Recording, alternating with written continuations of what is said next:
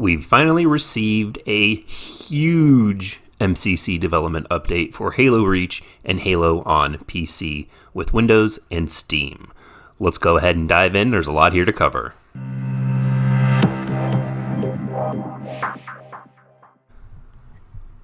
Hello Spartans, and thank you for joining me here today for this huge Halo news update. 343 on a community stream finally unveiled a beta test version of what Halo Reach looks like on the MCC on PC, specifically off of Steam. Now, if you haven't already, go ahead and check out the video that they released. It's roughly about 45 minutes to an hour long. They finally released it here on YouTube after streaming it off of Mixer. And if you're interested in what I think my live reactions, go ahead and check out the video link at the end of this video. The article that I'm going to be reading from today is over from Halo Waypoint. This is also a update for Halo the MCC and Halo Reach.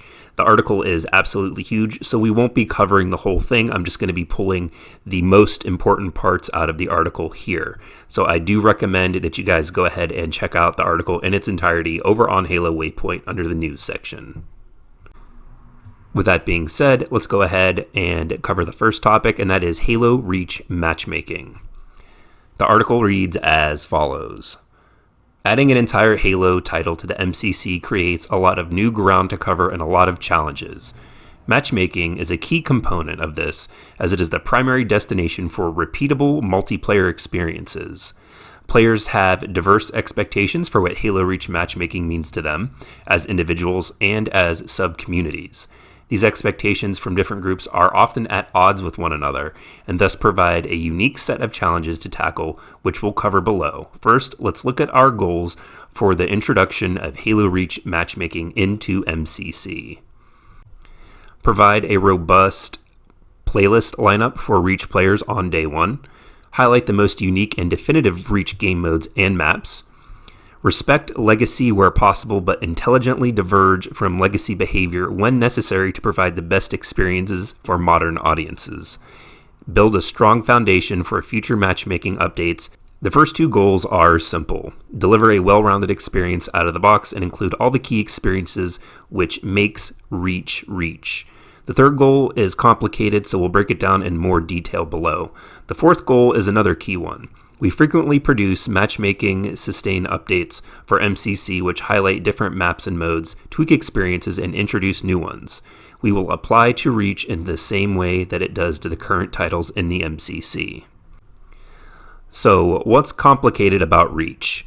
Like Halo 2 and Halo 4, Reach saw the release of a title update relatively late in its lifespan.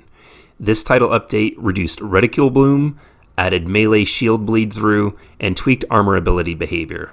Unlike Halo 2 and Halo 4, however, Reach's title update was not applied globally.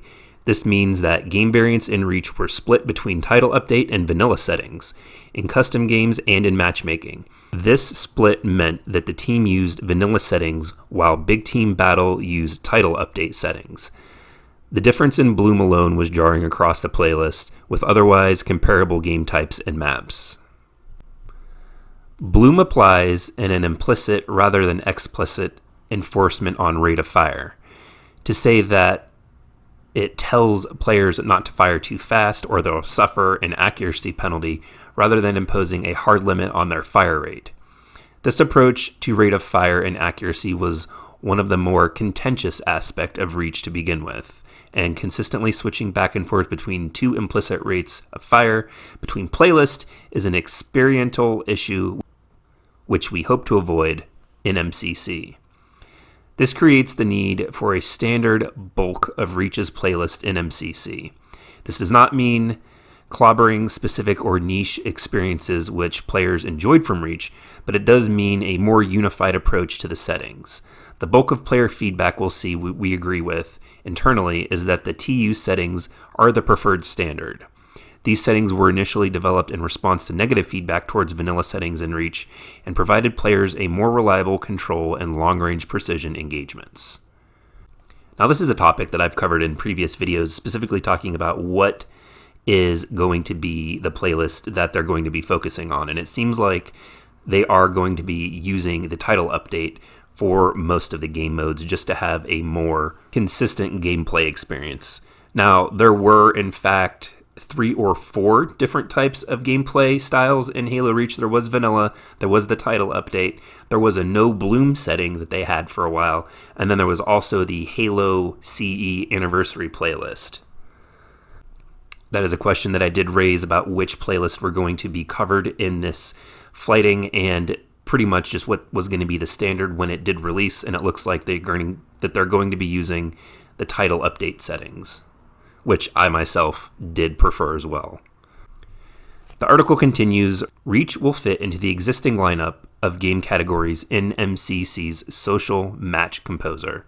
The Slayer category will include DMR, high weight and AR pistols, low weight, variants, flag and bomb, will include stockpile in addition to multi/one flag CTF and multi-neutral one bomb assault. Zone control will include King of the Hill and territories.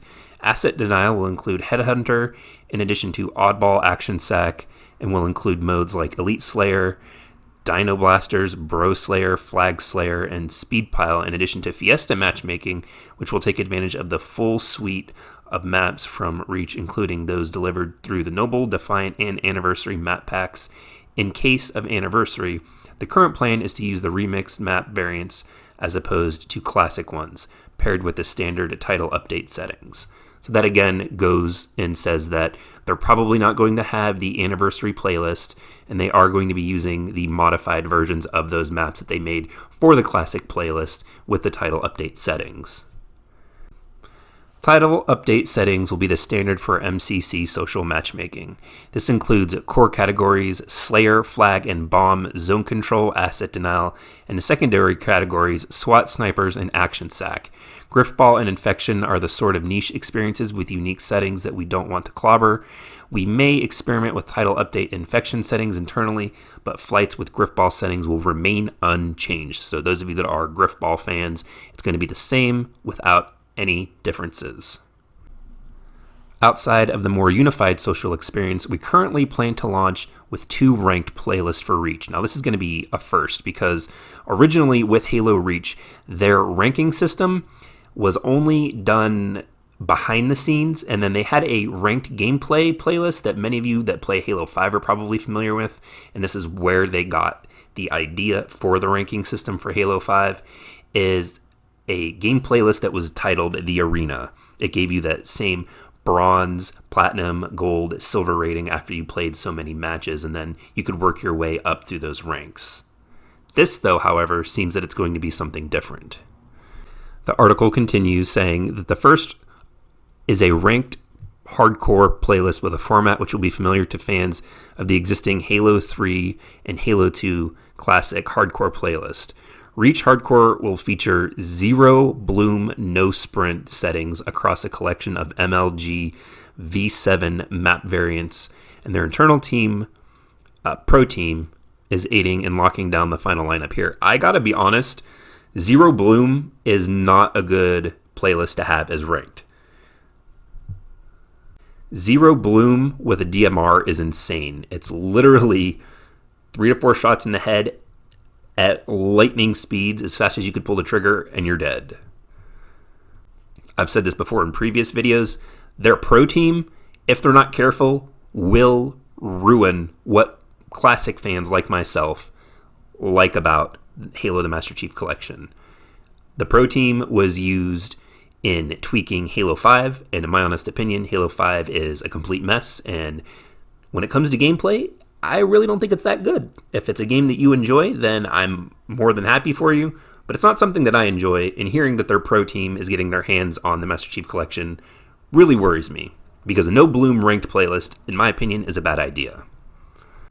The article continues as follows. The other competitive playlist will be Invasion. Invasion was perhaps the most unique and defining mode for Reach and featured a delicate balance between Spartans and Elites. To preserve this balance, we will not be applying the title update settings to Invasion. This playlist should scratch the itch for a ranked big team experience where teams must develop strategies around unique objectives and fire team setups. As such, matchmaking will focus on a more group size than individual player skill. Reach's original Invasion playlist suffered from a lack of maps with only 2 at launch and a third breakpoint gated by DLC ownership. To remedy this, the Invasion, Slayer, and later Invasion skirmish modes will be included as well. These modes don't fit into a competitive experience and have analogous, better suited to the 8v8 player count in social games. We do not have plans to include Invasion, Slayer, Skirmish in this playlist. All 3 core Invasion maps will be held equally weighted, with the Forge variants adding additional map variety at a lower weight.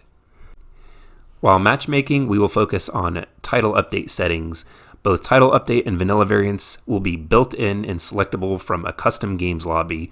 Anniversary map and game variants will also be available to players. The next topic is Firefight Matchmaking. The article continues. One other unique addition to matchmaking for Reach will be Firefight. There will be a small collection of Firefight playlists available, which provide a key experience to the mode that it has to offer. These playlists will benefit from ongoing updates and rotation just like their current PvP playlists do. Firefight Matchmaking will be hosted on dedicated servers and use an asynchronous network model. Co-op campaigns and firefights have always run on a synchronous model where clients have to wait for the host to simulate their actions in order to send them back before they can be observed by the client. This can result in a sense of sluggishness for off-host players. Reach, Firefight, and MCC will use an asynchronous model, which should result in smoother and more consistent online experiences. Next topic is campaign playlists. In addition to matchmaking, we will also extend the campaign metagame experience through campaign playlists. Like other titles in MCC, Reach will support playlists which serve up missions and specific parts of missions as themed experiences. The standard per difficulty and lasso playlist will be offered here as well, and more specific scenarios will be centered around infantry engagements and vehicles and more. All right, the article continues, and moving on to the next topic is seasons and unlockables. The article continues. In the future, MCC will include the concept of game seasons, each with a unique theme.